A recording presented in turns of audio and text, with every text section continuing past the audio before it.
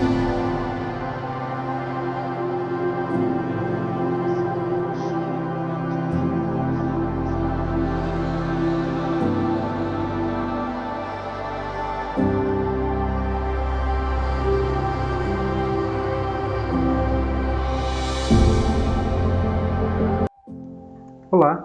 meu nome é Marcos Brito, esse é o canal Parlatório do Fim e Eventos Finais.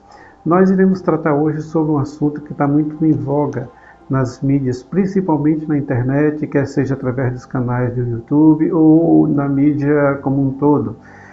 Nós iremos tratar hoje sobre OVNIs e vida extraterrestre.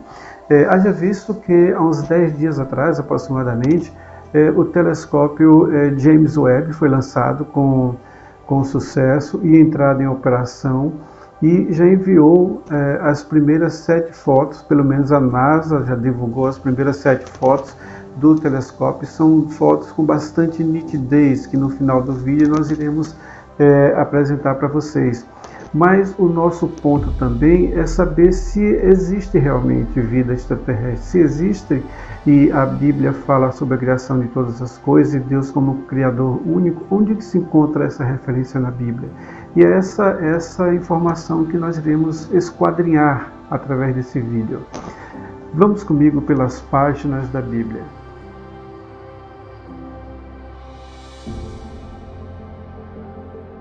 O primeiro ponto que eu quero colocar é quanto ao Criador, ao Senhor Deus Todo-Poderoso, Criador dos céus e da terra.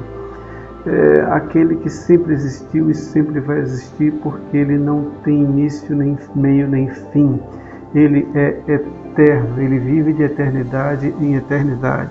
E Ele é o único Criador de todas as coisas. É isso que preceitua a Bíblia, mais precisamente na Torá, que são os 5 primeiros livros de Moisés. Se Ele é o único Criador, então, por consequência, se existe vida em um outro planeta e existe um ser ou inteligência de alguma forma em algum outro lugar do universo, isso ou essa pessoa ou ser foi criado por Ele. E a gente precisa somente entender como isso funciona, como é que esse mecanismo funciona, para que a gente possa também identificar na Bíblia o respaldo sobre isso. Primeiramente, eu queria falar que a Bíblia ela não é um livro que fala sobre tecnologia, não é um livro de ciência, não é um livro de astronomia, não é um livro de nada disso. A Bíblia é um livro que fala sobre a relação do homem com Deus do início ao fim. Todavia, nós encontramos ali alguns elementos importantes do que nós já utilizamos hoje no nosso dia a dia. Por exemplo, o organograma. Nós podemos ver a questão do organograma que são usados nas empresas, que está em Êxodo capítulo 18, verso 21, onde Moisés coloca líderes sobre 10, líderes sobre 50, líderes sobre 100 e líderes sobre 1000. Ou seja, ele faz a pirâmide organizacional que nós tanto vemos nas empresas, né? Nós também temos a questão, por exemplo, do multiverso, né, ou universos paralelos, né, onde a teoria da física alimenta a possibilidade de isso existir, de terem vários universos, como se fosse camada sobre camada, uma camada sobre camada, como vários universos sobrepostos, né, e daí o multiverso. E a física, para isso, ela envolve muitas teorias, inclusive a teoria das cordas, né, onde imagina um universo como lençóis, onde cordas passam por esses lençóis, e essas cordas, quando passam por esses lençóis, elas atravessam dimensão, e assim que se pensa, por exemplo, em visitar outros portais e outras dimensões, né? Todavia, assim como Êxodo capítulo 18, verso 21 fala sobre o organograma, sobre essa questão desse mundo, desses multiversos, a Bíblia também fala, Hebreus capítulo 11, verso 3, onde diz que todas as coisas, pela fé, todas as coisas foram criadas, inclusive os mundos pela fé foram criados. Então, se eu penso que os mundos foram criados, eu primeiro penso que se um mundo como esse que eu vivo, eles foram criados, ou seja, tem mais de um mundo como esse, eu posso pensar também na possibilidade de em um desses mundos haver vida em outro local que não aqui na Terra. Todavia, isso é uma possibilidade. Vamos andando um pouco mais para a gente ver. Mas já temos aí um gancho a esse respeito, né? Que a Bíblia fala que pela fé os mundos foram criados. Uma outra coisa também é que tem um cientista, ele é cientista, astrônomo, são várias formações que ele teve. Inclusive, ele era convidado pela NASA para as expedições, né, em Marte, enfim, era um físico renomado, é o Carl Sagan, né, que na década de 80, salvo engano, tinha até um programa na TV aberta a respeito disso, né, Cosmos. E é interessante que ele fala algo que naquela época eu fiquei pensando a respeito disso, até porque na época eu era assinante de uma revista, né, Origem e Destino, e essa revista Origem e Destino tratava basicamente de questões científicas. Então todo mês eu recebia a minha revista de Origem e Destino e ficava estudando sobre isso. E quando vinha as apresentações do programa dele, Cosmos, com Carl Sagan, eu ficava realmente vislumbrando toda aquela maravilha criada e das possibilidades. Ele fala algo que é interessante. Podemos até não concordar, mas é coerente. E na coerência a gente vê a possibilidade de uma linha de pesquisa. Então ele dizia o seguinte, uma das frases que ele citava nesse momento: se o nosso Sol, né, aquele que a gente olha e vê todos os dias, ele é uma estrela, e através dele, ou ao redor dele, vários planetas circundam, e em um desses planetas existem vida, por que não pensar que nas outras estrelas que nós vemos de longe, algumas são sóis que atrás dela, ou ao redor dela, giram planetas também, e que um desses planetas possa ter vida. Isso é coerente. Esse é um pensamento coerente, não dá para se desprezar um pensamento desse, é um pensamento lógico. E isso também me chamava muita atenção, né? Uma outra coisa é algo que nós vemos no céu quase todos os dias, pelo menos aqueles que têm o costume de contemplar, que são aquelas estrelas, são 3 estrelas juntas, chamadas de Três Marias. Ali também uma constelação, né?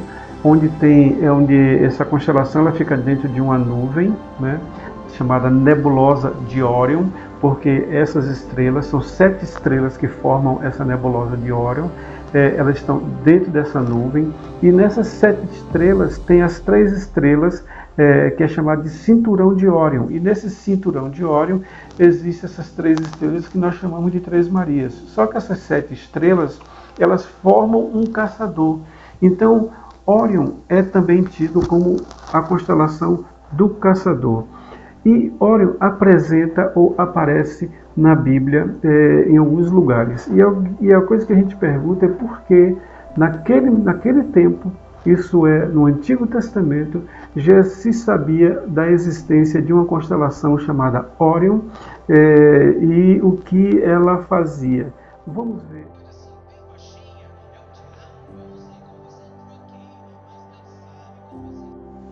Livro de Jó, capítulo 9, verso 9. O que fez a Ursa, o Órion e os 7 estrelas, e as recâmaras do sul. Jó, capítulo 38, verso 31. Ou poderás tu ajuntar as delícias dos 7 estrelas, ou soltar os cordéis do Órion. Livro de Amós, capítulo 5, verso 8. Procurai o que faz os 7 estrelas e o Órion, e torna a sombra da noite em manhã, e faz escurecer o dia como a noite, que chama as águas do mar e as derrama sobre a terra. O Senhor é o seu nome. Então, o que a gente percebe através desses pontos que nós acabamos de colocar é que há uma contemplação dos textos bíblicos com toda a ciência que nós temos interação, que o homem teve interação e está tendo interação até os dias de hoje. Porque se Deus construiu e concebeu todas as coisas, então nós podemos entender que todas as coisas criadas por Deus, de uma certa forma, ou de uma forma ou de outra, ou em uma linguagem que até nós mesmos desconhecemos no momento, a Bíblia, a Palavra de Deus, a Torá, nós vamos encontrar fragmentos dessa criação nesses textos, como acabamos de ver, quer seja pelo organograma, quer seja pela teoria dos mundos, quer seja pelo multiverso, quer seja pelas constelações. Órion, o que uma constelação está fazendo ali? Então a gente começa a perceber que a Bíblia, ela começa a contemplar todas as coisas. E se há possibilidade de haver outros mundos, como há possibilidade de nesses mundos haver possibilidade de vida em algum local, em algum momento, de alguma forma, a Bíblia cita, nem que seja entre linhas, nem que seja de forma muito sutil, mas essas formas e essa sutileza, para aquele que esquadrinha, vai ser encontrado. Por quê?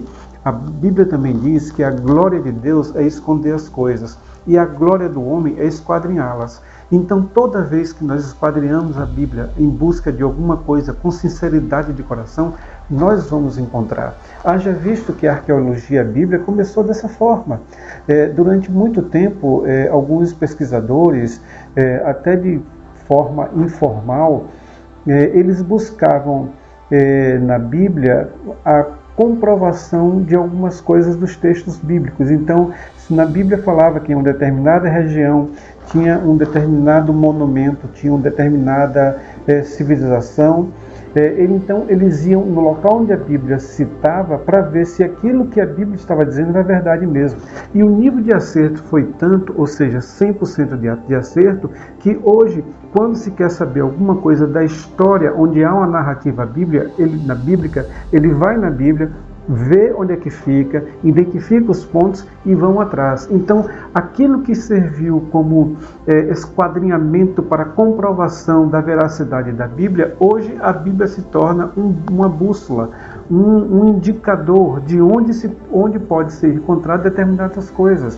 Então, por exemplo, quando fala em Isaías capítulo 6, que Isaías viu um Senhor assentado em seu trono e havia anjos ao redor dele com 6 asas, com 2 asas eles voavam, com 2 cobriam os pés e com 2 eles cobriam o rosto.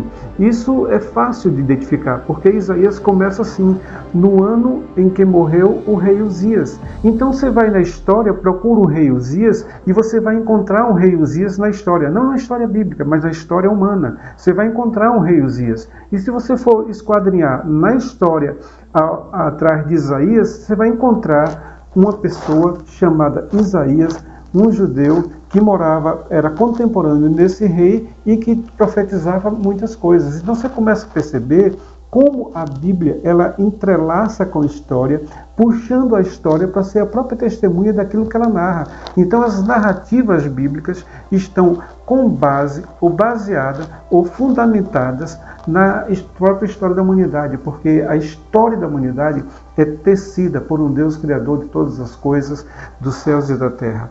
Vamos mais à frente.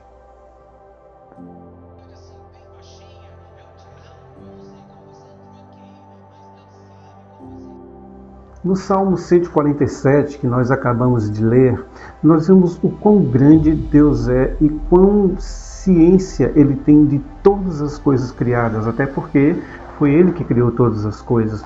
E Ele diz que Ele conhece todas as estrelas, conhece o número de todas elas, até das estrelas que o homem não faz nem ideia de que elas existem ou possam existir. Deus diz que sabe o número de todas elas, e Deus disse mais, que chama cada uma delas pelo nome. Deus chama cada uma das estrelas, quer estrelas naturais, como é o Sol, ou quer estrelas que nós começamos a contemplar por reflexo da luz solar, como é Marte, Vênus, Júpiter, Urano, enfim. Deus chama todas elas, esse número infinito, que não se tem nem ideia acertada de quantas são. tem estimativa, mas a ideia de um número exato não existe. Deus chama todas pelo nome, todas, sem errar o nome de uma. Então você começa a ver a grandiosidade, o quão grande é o Deus Todo-Poderoso, Criador dos céus e da terra, a ponto de chamar cada estrela pelo seu nome. Agora, vamos ver se o que ele está chamando é o astro ou alguma outra coisa que nós não percebemos de imediato. Vamos a essa próxima leitura em Apocalipse. Apocalipse capítulo 12, versos 3 e 4. E viu-se outro sinal no céu, e eis que era um grande dragão vermelho, que tinha 7 cabeças e 10 chifres, e sobre as suas cabeças 7 diademas, e a sua cauda levou após si a terça parte das estrelas do céu, e lançou-as sobre a terra. E o dragão parou diante da mulher que havia de dar à luz, para que, dando ela à luz, lhe tragasse o filho.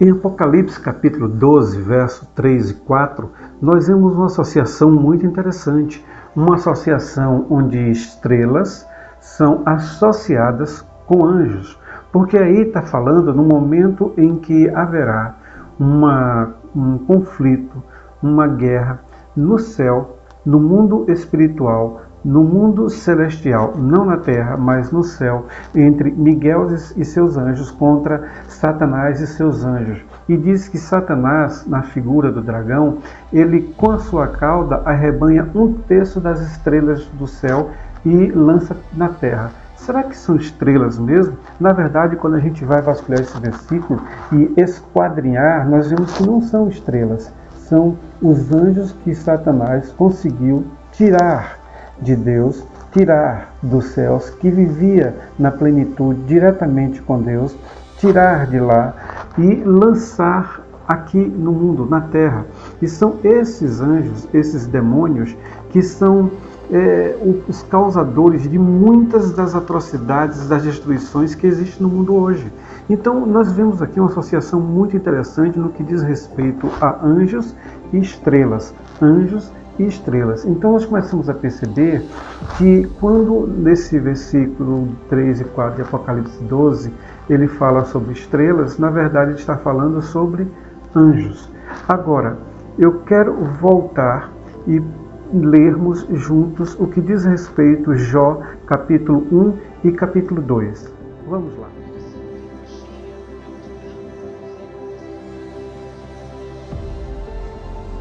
Livro de Jó, capítulo 1, versos de 6 a 12.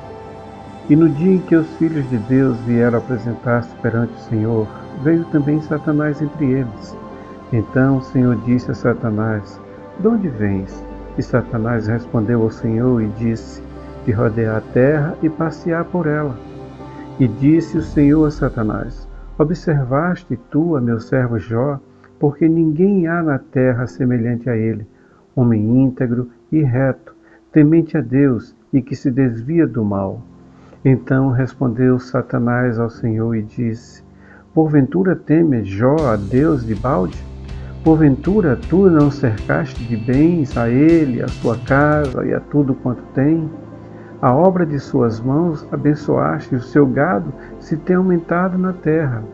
Mas estende a tua mão e toca-lhe em tudo quanto tem, e verás se não blasfema contra ti na tua face.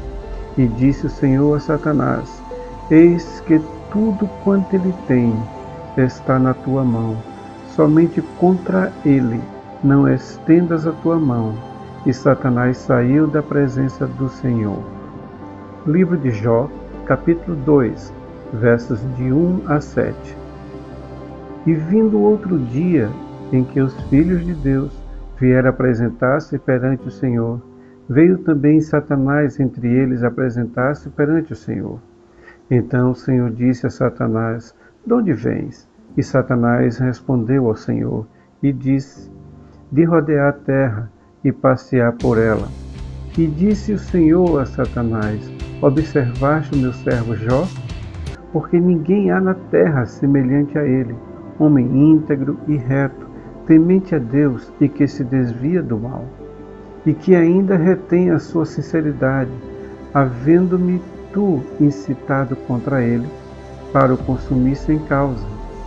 Então Satanás respondeu ao Senhor e disse: pele por pele, e tudo quanto o homem tem, dará por sua vida. Porém, estende a tua mão, e toca-lhe nos ossos e na carne, e verás se não blasfema contra ti na tua face. E disse o Senhor a Satanás: eis que ele está na tua mão, porém guarda a sua vida. Então Satanás saiu da presença do Senhor, e feriu a Jó de úlceras malignas, desde a planta do pé até o alto da cabeça. Em Jó, capítulo 1, versos de 6 a 12, diz que num dia qualquer, em que os filhos de Deus vieram apresentar-se perante Deus, veio também Satanás com eles. Então eu preciso primeiro entender essa frase, ou seja, essa citação. A primeira coisa que diz é que em um determinado dia, em que os filhos de Deus vieram se apresentar perante Deus e veio com eles Satanás. Bem, num dia pode especificar que havia outros dias onde essa reunião, onde essa assembleia acontecia. Então eu posso daí começar a deduzir na possibilidade de reuniões como essas acontecerem e os filhos de Deus vinham diante de Deus falar com ele, prestar contas, dizer como as coisas estão, ou apenas ter uma reunião, ou apenas ter uma dedicação, uma adoração, qualquer coisa. O motivo, assim, especificamente, a Bíblia não descreve, mas nos dá a entender que existiam sucessivas reuniões como essa, onde os filhos de Deus se reuniam e, juntamente com os filhos de Deus, vinha também Satanás. Primeira coisa. Segunda coisa, quem são os filhos de Deus aí? Bem, lá em Gênesis capítulo 6, quando fala a respeito dos filhos de Deus se juntaram com a filha dos homens, estão falando de dois grupos de pessoas de raças ou de origens distintas. Quando falamos em filhos de Deus, nós falamos de divinos, e quando falamos de filhos do homem, nós falamos de humanos. Então, em Gênesis capítulo 3, diz que os seres divinos, os filhos de Deus, ou os divinos, chegaram na terra e se misturaram, tiveram filhos com as filhas dos homens, ou seja, com os humanos. Então eu começo a perceber que, na verdade, esses filhos de Deus são anjos, que são seres divinos que vieram à terra e tiveram filhos, como diz lá o texto bíblico em Gênesis capítulo 6, pode dar uma olhada, e tiveram filhos com os filhos dos homens, ou seja, com as humanas. Então, a segunda coisa que eu entendo dessa reunião, ou seja, desse momento em que os filhos de Deus compareciam perante Deus, nesse momento, são seres divinos, ou seja, são anjos. E a terceira coisa, ou seja, a terceira importância que eu tenho que tirar desse texto, é por que Satanás estava lá. Porque se Satanás não fazia parte desse grupo, Deus poderia dizer muito bem, dizer assim: olha, você não faz parte disso, você pode sair daqui, retire-se daqui. No entanto, Satanás vai. Não é porque ele entrou em missão, é porque ele também é um anjo. E não tem absolutamente nada que Deus não tenha criado. Então aí fala de seres que de alguma forma precisava prestar conta a Deus de alguma coisa. Tanto é que essa é a pergunta que Deus faz a Satanás. E Deus fala com Satanás: o que vieste fazer aqui? Onde estavas? E ele diz: eu estava rodeando a terra e circundando ou circulando por ela. Então Deus toma de Satanás ou faz uma arguição sobre a atividade dele aqui na terra.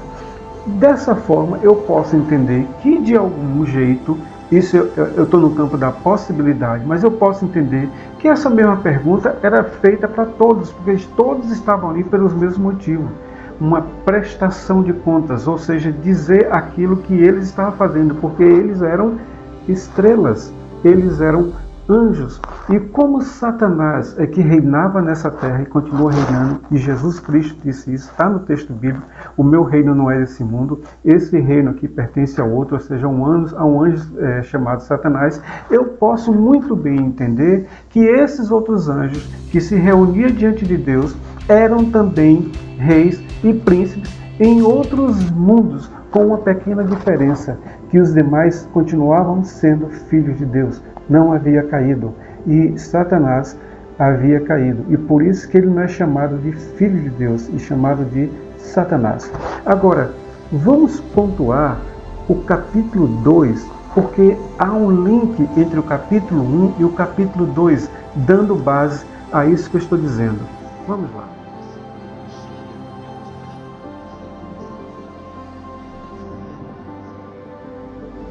Olha o capítulo 2, e ele diz assim: e vindo outro dia, existia um dia, capítulo 1, e aí outro dia. O que é que isso nos diz? Ideia de continuidade. E veio um dia em que os filhos de Deus se reunia diante de Deus e vinha com ele Satanás. E vendo outro dia em que os filhos de Deus vieram apresentar-se, ele veio se apresentar. Os filhos de Deus, ou seja, os anjos, filhos de Deus, vieram se apresentar perante Deus. Entende? Esse apresentar é dizer quem eu sou, de onde venho e o que estou fazendo. E como é que eu sei disso? Pela pergunta que o Senhor fez a Satanás. Olha aqui, vamos continuar. E vindo outro dia em que os filhos de Deus vieram apresentar-se perante o Senhor, veio também Satanás entre eles, apresentar-se, ou seja, a mesma coisa, perante o Senhor. Então o Senhor disse a Satanás: de onde vens? E respondeu Satanás ao Senhor, e disse: de rodear a terra e passear por ela. E disse o Senhor a Satanás: observaste o meu servo Jó? Olha que o que Deus pergunta, ou o que Deus fala, e o contexto que está aí, tanto faz para Satanás, quanto a questão da colocação da pergunta, tanto faz para os demais anjos, porque ele diz: e vindo outro dia, não foi naquele mesmo dia, um outro dia em que os filhos de Deus vieram apresentar-se perante o Senhor, veio também Satanás apresentar-se perante o Senhor. Então, tanto os filhos de Deus quanto Satanás vieram apresentar-se, eles vieram fazer a mesma coisa. E assim como Satanás foi arguído, os demais filhos também foram arguídos. A diferença entre Satanás, que tinha um reino e que tem um reino chamado Reino da Terra, entre os demais filhos de Deus que também têm reino em outros mundos, em outros planetas, em outros locais, a diferença entre os dois é que Satanás caiu. Essa é a diferença, mas os dois vieram se apresentar. O que é que eu estou dizendo com isso? Que através desses dois textos eu tenho uma base bíblica para dizer da possibilidade de existirem outros mundos, esses outros mundos serem povoados por outros anjos, sendo eles como reis, e tendo outras pessoas, outro tipo de seres, não necessariamente humanos, mas um outro tipo de ser, em que esses seres não caíram, como no nosso caso, o homem, o Adão e Eva caiu por influência de Satanás, e que, de alguma forma, esses avistamentos podem ser, sim, verdadeiros. Agora, o que nós temos que tirar é aquilo que Satanás vai trazer de mentira através dessas possibilidades e aquilo que realmente é verdade. O que eu creio, aí é minha colocação pessoal. Entenda, irmãos, isso não depende da salvação. Nós somos salvos, isso são percepções, não muda em nada a nossa fé. Jesus Cristo continua sendo nosso Salvador. Foi através do sangue dele, do sacrifício dele, da ressurreição de Cristo que nós somos salvos. E pronto.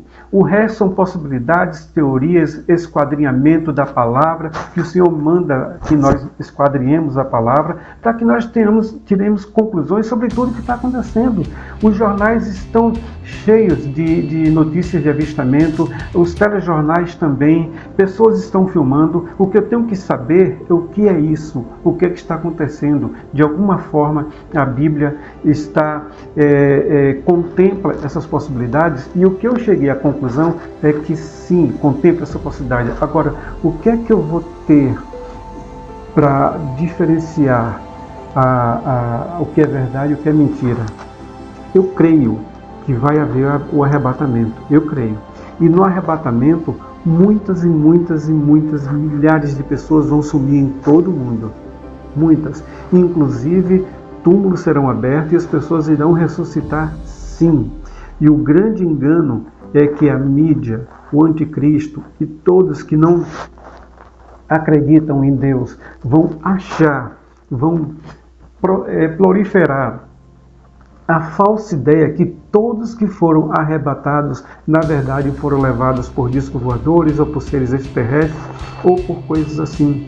O que eu estou querendo passar, o que eu estou passando para você, é que há respaldo na Bíblia, aqui nos outros mundos, porque o livro de Hebreu fala em vários mundos, e que Deus chama todas as estrelas pelo próprio nome, como se existisse nas outras estrelas um rei, como Satanás é rei desse mundo, e que mais tarde o Senhor Jesus Cristo, quando tocar a sétima trombeta, que nós formos levados aos céus, ele vai tomar esse reino de novo, porque esse reino não é dele, não é de Satanás, esse reino é do Senhor Jesus. Então, quando isso tudo acontecer, que nós formos arrebatados, a mentira grande vai vir. A grande mentira é que nós fomos, na verdade, sequestrados, abduzidos por seres extraterrestres. E não, nós seremos, sim, arrebatados pelo Senhor Jesus. Agora, o que eu creio é que existam vários mundos e que esses mundos têm príncipes, como esse mundo tem príncipes, só que nos outros mundos os príncipes se mantiveram fiel a Deus, não caíram e não levaram os seus mundos, os seus reinos. Eles estão prestando conta ao Rei dos Reis, ao Rei dos Reis, ao Senhor Todo-Poderoso, Rei do Universo. Eles estão levando, tanto em Jó capítulo 1, quanto em Jó capítulo 2, eles estão prestando contas, se apresentando diante de Deus e dizendo o que eles estão fazendo. E o que os outros anjos estão fazendo não é o que Satanás está fazendo como narrativa de Jó, porque Satanás vai lá diante de Deus e diz assim: olha, eu estou circundando o mundo e estou verificando e rodeando o mundo. E Deus diz: você viu meu servo Jó? Apesar de você estar lá, meu servo Jó se mantém íntegro. E Satanás diz: Jó não faz isso de balde, Jó faz isso porque o Senhor é agraciado. E Deus diz assim: vai lá e tire, porque todos que são do meu reino, por mais que vocês façam, por mais que você faça, por mais que você tente, eles não vão cair. E mesmo que eles caiam, eles vão se levantar, porque eles sabem a que reino pertence. Então, a diferença entre o reino que nós vivemos, esse daqui, que é do Senhor Jesus, mas momentaneamente é de Satanás, que ele que reina nesse mundo, vai ser tomado. E por esse motivo é que nós devemos estar de olho aberto e não deixar a nossa fé cair achando que Deus não existe, o que existe são extraterrestres. Eles existem em outros planos, de uma outra forma. Está aqui a narrativa bíblica em Jó capítulo 1 e capítulo 2, mas eles, ao invés de Satanás, eles não caíram e estão louvando e adorando. Por isso Deus chama todos eles pelo nome. Por isso Deus chama todos eles de filhos de Deus. E já Satanás, ele nomeou, disse Deus a Satanás, porque deixou de ser filho dele, como os demais anjos, dos demais planetas, dos demais mundos, que são príncipes nesses mundos, mantiveram-se também fiel, adorando ao único que é soberano sobre todas as coisas. Acredite, no dia que eu descobri isso, eu fiquei trêmulo. No dia que eu descobri isso, eu tive amplitude do poder de Deus. Eu tive um pouco da noção, minha pele, meu corpo tremeu, um pouco da noção de pensar na possibilidade de infinitos mundos, infinitos universos, todos eles com príncipes angelicais, todos eles com anjos, regendo seus mundos conforme a vontade de Deus. e Deus, em função de um único mundo, de um único planeta, que para Deus é infinitamente menor do que um grão de areia, Ele deu seu Filho para que morresse na cruz, para resgatar esse planeta e para que todos nós venhamos a nos chamar filhos de Deus. E assim, quando o Senhor chamar de novo os filhos de Deus, lá no firmamento, no mundo espiritual, no mundo em que Deus vive, na área ou no local onde Deus está reinando sobre todos os universos, o nosso mundo também esteja presente através de nossas vidas como filhos de Deus. Eu te peço, querido, querida, que está ouvindo esse vídeo, que pelo menos dê à sua mente que Deus criou de forma lúcida e equilibrada a possibilidade de pensar que Deus tem domínio sobre todas as coisas, inclusive aquelas que eu não entendo, inclusive aquelas que eu não vejo, não só quanto ao mundo espiritual, mas quanto ao mundo material, onde Deus criou todas as coisas, inclusive vários mundos, multiversos e outros seres. Deus seja louvado, Deus seja abençoado e que em breve todos nós possamos estar com o Senhor frente a frente, como os filhos de Deus, reinando nessa terra como o Senhor e com o Senhor. Eu vou fazer um outro vídeo, se Deus assim permitir, sobre Órion, que eu tenho uma outra percepção a respeito de Órion e eu queria me aprofundar um pouco mais nisso. Até porque Órion é a única constelação que é falada aqui, assim como a Ursa, que são duas constelações, a Ursa Maior e a Ursa Menor. Por que Deus fala nessas três constelações? A constelação da Ursa, e aí nós temos duas, Ursa Maior e Ursa Menor, e na constelação de Órion, por que Deus fala nela? Deus não fala nada sem sentido, Deus não fala nada por falar, e se Ele fala alguma coisa é porque tem alguma coisa a falar. E eu vou falar para vocês da minha percepção sobre essas três constelações. Lembre-se que em Daniel fala que ele teve uma visão e existe um urso lá, tá? É somente uma dica sobre o que nós iremos falar. E Órion, por que Órion? Por que tem um caçador? Por que tem os 7 estrelas? Por que tem o cinturão de Órion? Né? Por que essas coisas todas? Tudo é criação de Deus, deixado na Bíblia, escrita ali, para que nós possamos esquadrinhar e entender a plenitude do poder da ciência e de Deus. Deus abençoe grandemente. Até a próxima, se assim Deus quiser. Eu vou deixar vocês com alguns vídeos que eu fiz a captura, inclusive de algumas imagens do novo telescópio James Webb, sobre a criação de Deus, como é magnífica a criação de Deus, como é grande, como é imenso. Fiquem agora com o vídeo, é um vídeo curto, mas vai valer a pena. Deus abençoe vocês, em nome de Jesus. Amém.